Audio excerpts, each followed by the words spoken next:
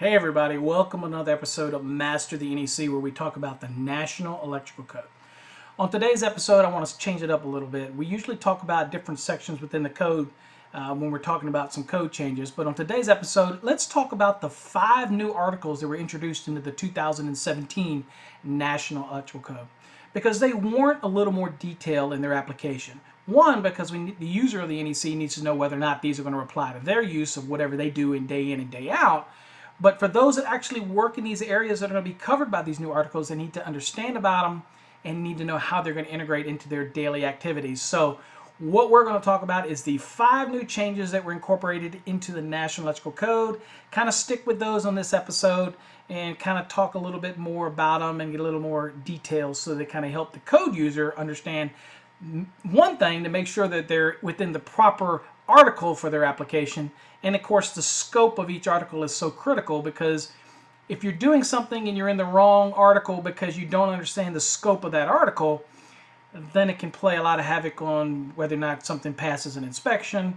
And nobody gets paid to do an installation twice. You get paid to do it once. If you have to do it twice, you've already lost money, right? So the key is to do it right the first time, get it done, get it code compliant, make your inspector happy, and move on to the next project. So without further ado, let's talk about some of the changes here that took place in the 2017 National Electrical Code. Again, let's talk about the actual code changes. So let's go to the first one. All right, so here's the introduction. Actually, you know what? Let's go to the review. That makes it a little easier. There we go. Now, let's get on from here. All right, so the first new article that we're looking at in the 2017 National Code is Article 425. What is 425? Now, 425 is dealing with fixed resistance and electrode industrial process heating equipment. Now, that is all it deals with, right? So we're not trying to deal with anything like room heaters, things like that, air conditioning and heating applications for personal use. We're talking about industrial applications only for where process heating is used, whether it's resistance heating or whether it's electrode heating, or all those applications only applies to an industrial application. So let's look at the code again and see. Now the code panel did a real good job here, because one, the only real thing we had prior to this new article was dealing with infrared heating applications in 422 under appliances that dealt with some applications. And really that was only infrared heat lamps for the processing application, and that was kind of limited. Anything else that we're going to talk about here that you'll see what's included with the scope really wasn't covered in the 2014 NEC. So it left the user of the code, the engineer who designed it, a little bit hanging out there. They had to piecemeal it through the code to try to make sure it was a safe application. Use all the general requirements in chapters 1 through 4. Apply those. 5, 6, and 7 can change or modify anything from chapters 1 to chapter 7 where applicable. And so look, it can modify it or change it, but we didn't have any direction, especially when it came to some of these other resistance or electrode heating process equipment applications. So we welcome the change here. If you're the electrician who's having to work on those industrial processes, this is going to be a good change for you. So let's kind of look at the code and what it says. So it says this article covers fixed industrial process heating employing electric resistance or electrode heating technology. All this applies to. Now, for the purpose of this article, it makes it really clear that the heating equipment shall include boilers, electrode boilers, duct heaters, strip heaters, immersion heaters, process air heaters, or other approved fixed electrical equipment used, and this is the key, that are used, that means duct heaters that are used for industrial process heating as part of the industrial process of whatever your facility uses it for. Okay? It's a heating technology that's utilized, and we didn't have any guidance on that prior to the 2017 National Electrical Code. Again, other than 422 talking about some infrared heating applications. So that was the beauty of that, because, when it talked about infrared heat lamps in 422, more specifically 422.14, where appliances with infrared heat lamps, it really didn't apply to what we're talking about here for an industrial process heating application. So We welcome this change. It brings some new insight into all of that. So that's the now. More importantly, I guess it's something that we should focus on here as you see what it doesn't apply to. Obviously, if it's not an industrial application and part of industrial process heating, for whatever application is going on, it's not going to apply. But it makes it clear in the code. It says this article shall not apply to heating and room air conditioning for personal spaces covered by Article 424, so it has no application there. It's fixed heating equipment for pipelines and vessels covered by 427, doesn't apply there. Induction and dielectric heating equipment covered by Article 665, again, doesn't cover that, has nothing to do with the industrial process heating. And industrial furnaces incorporating silicon carbide, molybdenum, or graphite process heating elements. Now, if you ask me in an email what this is right here, I have no idea. And I know somebody out there that does, and they said, well, Paul, you should know that. No, I shouldn't, because I have never been an electrician I've never been an industrial process heating kind of guy. I mean, I've never had to do that in an industrial environment. So I have no idea what molybdenum denim, or even if that's how it's pronounced. Okay, so don't send me emails asking me and telling me what that is, because I don't know. Now, if you do know what it is and you want to send me an email and explain it to me, great. I'm more than happy to get that email. Okay, let's move on. So the next new article that we're dealing with is Article 691. So we're all familiar. Now let's come back to me right now so I can do a little bit of this. So we're all familiar with 690, dealing with PV systems. And we've had training, whether you're an inspector or electrician. Some of you may be more knowledgeable than others in 690.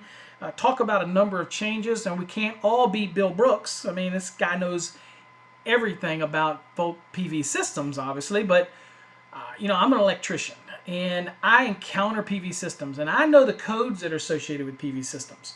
But I did know that we were lacking for some large-scale applications where the actual can get up into the megawatt applications. So what did the NEC do? Is it was presented through public input and developed through that panel. They have now what's called Article 691, and that's dealing with these large-scale solar farm applications. So let's go back to the code and see what we're talking about. So what does it deal with here? This scope of this article covers the installation of large-scale PV electric power production facilities with a generating capacity of no less than 5,000 kilowatts. Okay, and they're not under the exclusive control of utility control. That's important. Okay, so it was real important that we looked at the NEC, because 90.2 is going to tell us what's covered by the NEC and what's not covered by the NEC. If it's under the exclusive control of the utility, then it's not covered by the NEC. Now, these large-scale farms might be independently corporate or privately commercially owned.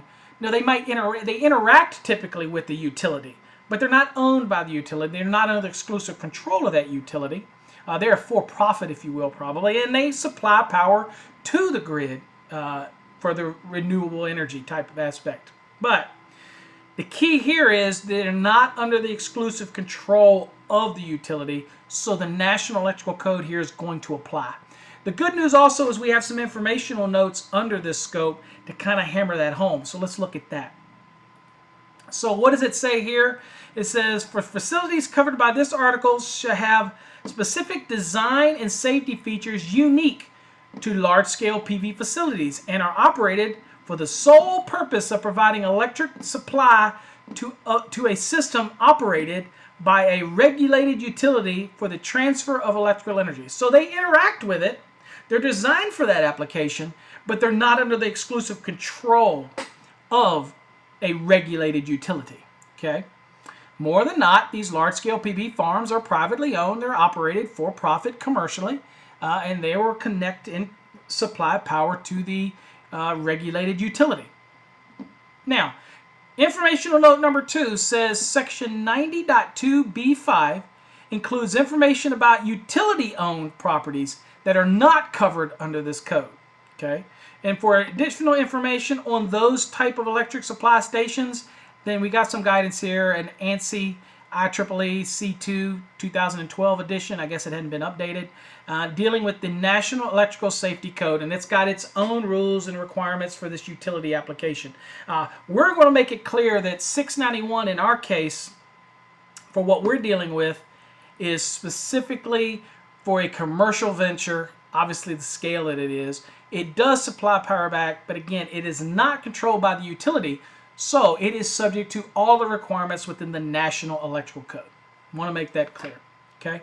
All right, let's go back to our changes. So that's the second change as far as a new additional article. Next, we have Article 706, Energy Storage Systems. Now, look, let me come back to me here for 1 second. So, look, throughout the code in 705 and other aspects of the code, it always talked about energy storage systems, but we had nothing to define it. We knew we had batteries to store energy for use later. We knew they had flywheel technology to store energy and be able to use it later. We had all these things, but you know, what kind of rules were required around it? We obviously followed the manufacturer's instructions on these equipment, and we did so. And then we would kind of piecemeal things together through the different articles in the code and the various sections within those articles that helped us have a safe installation. Good news now, we have guidance when it comes to those energy storage systems by way of Article 706. Now, this is going to expand, obviously, as technology expands. New types of energy storage systems come onto the market. Tesla bringing their versions of storage system into the market. So look for this to rapidly change. Battery systems and all those type of things are energy storage systems. Now, there's going to be voltage parameters on when this article kicks in, but let's look at it because you need to know about it, because energy storage systems, where they're referenced in other articles in the code, are now going to have a place for you to go to find certain specific requirements that are involved in that. Now, the other thing is we have some references that are given here under informational notes that kind of gives you some guidance on other standards that are going to apply that have a component of energy storage systems involved in it, whether it's lead acid batteries, whether it's cadmium batteries for PV application. All of those aspects will kind of give you some reference material. Always remember, informational notes are simply that, just information. But it's good information. It's roadmaps throughout the NEC. In fact, I know the book's getting thicker, but I would love to have even more informational notes. Now, I don't want it to be an instructional guide, but an informational note is a good way to send you in certain areas of the code which can give you more information. And I'm all for making the code easier to understand. I don't want to, if I put it in layman's terms, I'm out of a job, right? No, we want to keep it a little technical, right? But we want to make it easy to interpret so that you don't have these varying degrees of interpretation from one jurisdiction to the other. Probably why I do videos and why all the other educators out there do videos, kind of help level out the interpretation so they can kind of be an accurate interpretation, but I digress. So let's look back at the code and see what we're talking about. All right. So we need to know the scope here of energy storage systems, which is, again, new article for 2017. Really didn't have anything for it in the 2014 code.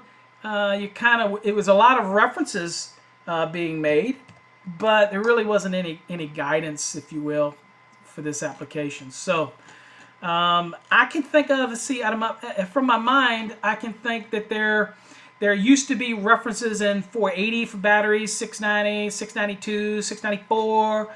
All of those would discuss energy storage systems, but we really had nothing that gave us some parameters for permanently installed energy storage type of systems. Okay, so now we do. So that's a good thing. It's always a good thing for the NEC to do that. All right, so let's look at it. It says, this article applies to all, all permanently installed energy storage systems, referred to as ESS. Operating, all right, so here's the caveat here. It applies to all of those permanently installed energy storage systems that operate at over 50 volts AC or 60 volts DC that may be standalone. Okay, so you'll see that if it's a standalone type system, like you're going to see later when we look at Article 710, or if they're interactive under 705, for example, that might have other power production systems all tied together, if they have a storage component to it, energy storage, then you're going to have some elements of 706. So that's the beautiful thing about the code, is that you can't just learn one article.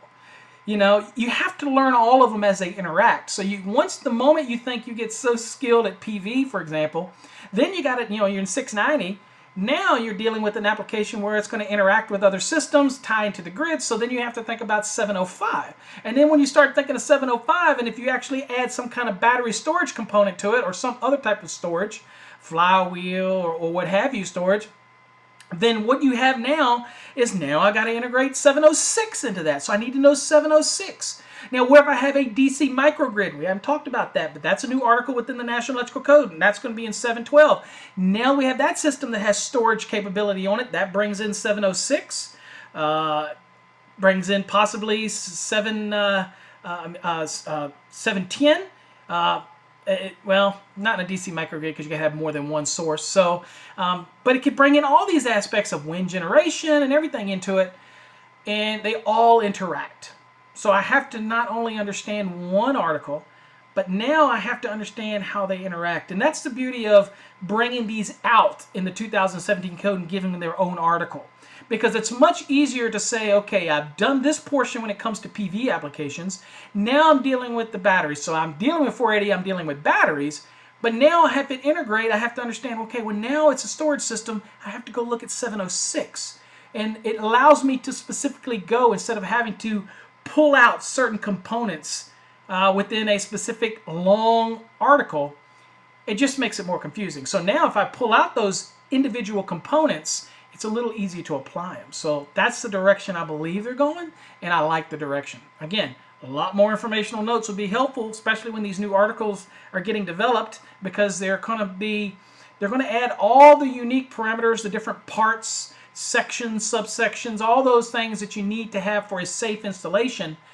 So that's the beauty of it. Anyway, so I digress. So let's go back to the code.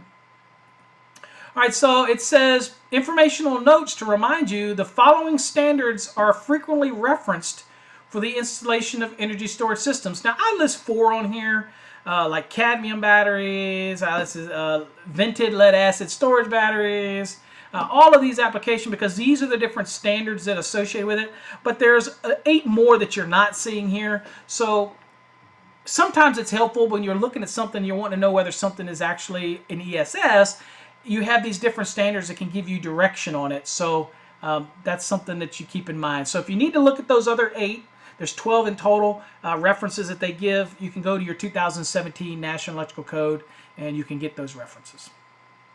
Okay. So let's move on to the next. Next article is 710, standalone systems. All right, so when we think of standalone systems, I think traditionally what people think of is on the side of the road, they see this photocell, this array, if you will, and it's powering something like a light, a speeding thing or whatever, and it's not connected to any utility. It just stands alone. It's sitting there on its own. It is a single power production source, and it's operating in a standalone mode. Okay, so if it's operating in a standalone mode, a single source, then it is a Article 710 standalone system. Now, we're going to have, the good news is you're going to have your different guidelines in here. You're going to have the requirements, the general requirements. Again, all equipment has to be approved, listed, and labeled for its intended use. You're going to have a lot of parameters in here in 700.15 for the general applications. And so the good news here, the requirements for standalone systems existed, but they were in Articles 690, 692, and 694, but not in one central location. So it's kind of spread out. Well, there are a lot of standalone systems, whether or not you have that cabin in the mountain or you have that system that's right by the road, which has one array, PV array, and it's supplying, has battery storage, and it's supplying maybe a light to sign during the night, and during the day it charges or whatever. Those are standalone systems. So standalone systems were pulled out of those different articles, 690, 692, 694. And standalone systems could be PV or wind generation, if you will. And it actually puts it into this new Article 710. Okay? Now, standalone systems are sometimes referred to as remote area power supplies because they're off the grid. They're not connected to the grid. They are standalone, exactly how it says. Now, some standalone systems typically have one or more types of method of generation. They might have generation from electricity. They might have some energy storage application, like we said, batteries as an example. It has to interact with 705 in applications as well. Now, sometimes they actually were proposing, the code panel were actually going to add this to 705, but it ended up being its own standalone here in 710, and I think that was probably a good move by Code Making Panel 4 to do that. Okay, so that's what you have in the standalone system here. Now, I guess I should say this new article for standalone systems is important because while the safety requirements for a standalone system were covered in 690, 692, 694 of the 14 NEC, it's important that it could apply to other systems as well, such as generator applications who were a standalone application. So it's going to incorporate some of those safety features involved in that too. All right. So if you're dealing with that, I guess you know why people. Also, it's important to know that a lot of standalone systems are emerging because as technology emerges and those new energy storage systems and local generation takes place, people are having the option to get off the grid yet meet all their power demands that they need via these standalone type of systems. So the integration and technology expands and people try to get away, island themselves from grids. Then you've got the standalone option, and when you intermix that with an ESS system, then you can have that sustainable power. It can be a great thing if you're into that type of thing. I'm hooked to the utility. I pay my bill every month. But the standalone option allows you to have some kind of parameters for safe applications, and it pulled it out of those other 690, 692, 694 applications. So a good move here. I think it's a good article. We'll see how it develops over time. Okay, now I guess I want to show you a little diagram here as well, because the diagram just kind of hammers some things home. This right here is a pure standalone system. You have your PV arrays. It comes through a charge controller. Again, this charge controller makes sure these batteries do not overcharge and damage them.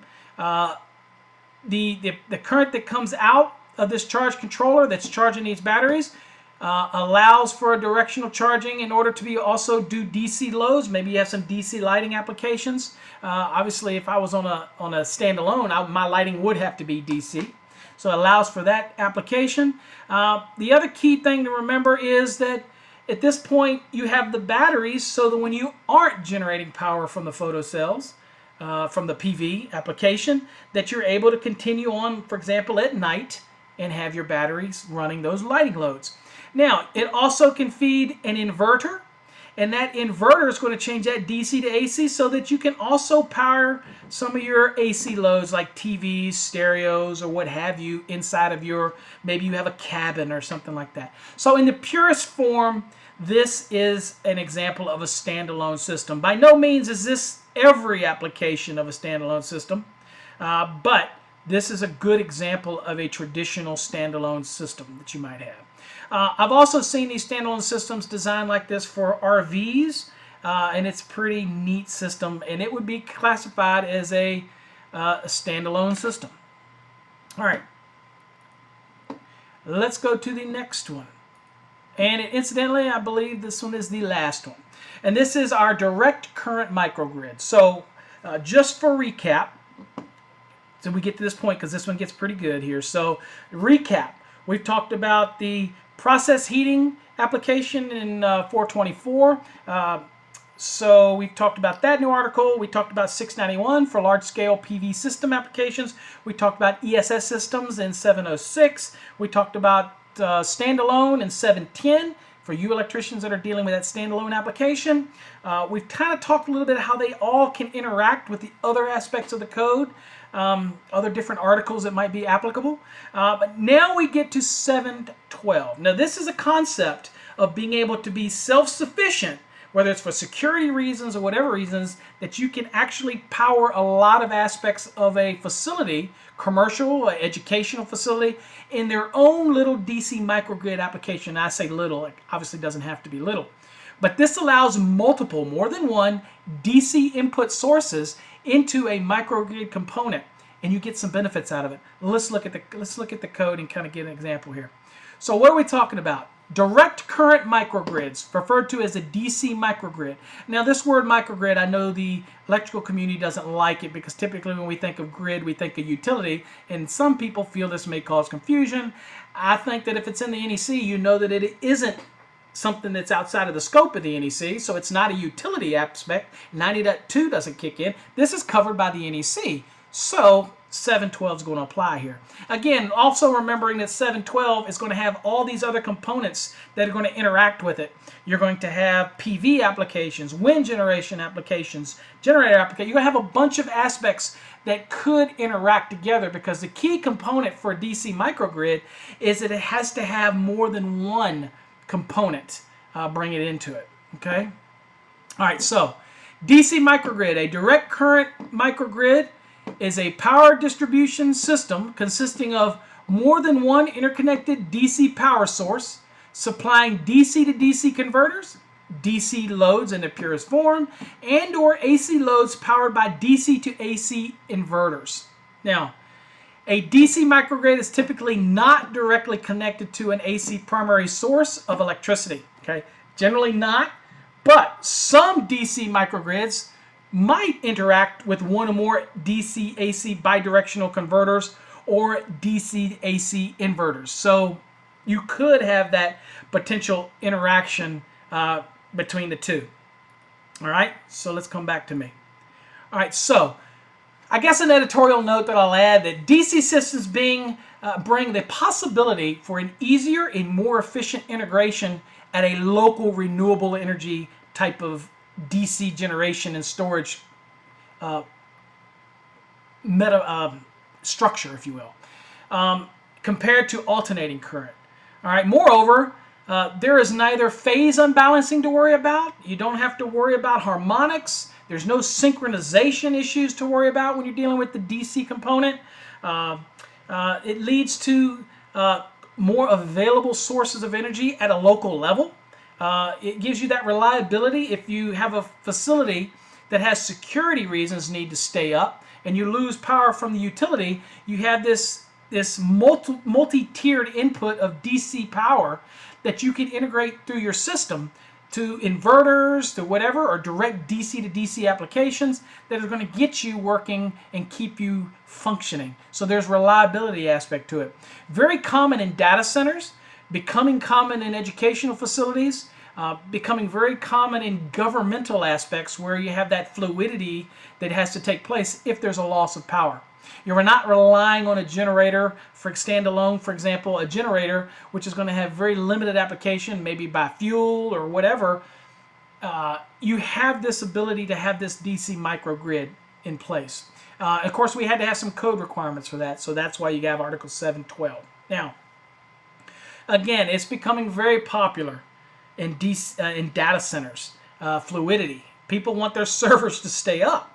And sometimes these are massive facilities and the applications of generators in certain locations is not feasible. So you have this on-site storage capability through this DC microgrid that can contribute into it. Now, like I said, primarily it's not connected to the utility, but it could be through DC to AC bidirectional converters and what have you. It could be tied to it, but it's traditionally not. It's kind of like its own standing system that supplies to this, as a resource to the actual building, corporate office, educational facility, governmental offices, and what have you. Okay? All right. Enough of that.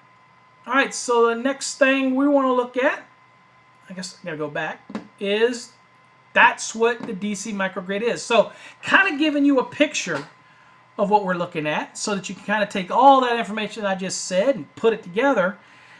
Is I have the aspect here where I have a DC microgrid, and I have got whether it's signal transmission through the building, whether or not I have data systems, storage systems, whether I have lighting needs, all those type of needs within this facility.